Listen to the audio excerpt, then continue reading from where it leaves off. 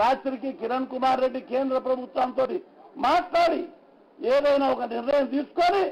మరి రేపు అసెంబ్లీలో కనీసం కేసులు విడ్డా చేస్తామని చెప్పేది మరి అనౌన్స్ చేసి అందరి మీద కేసులు ఎత్తేసి మరి ప్రజాస్వామ్యయుతంగా ప్రజలు ఉద్యమం చేసుకుంటే వాళ్లకు సహకరించాలని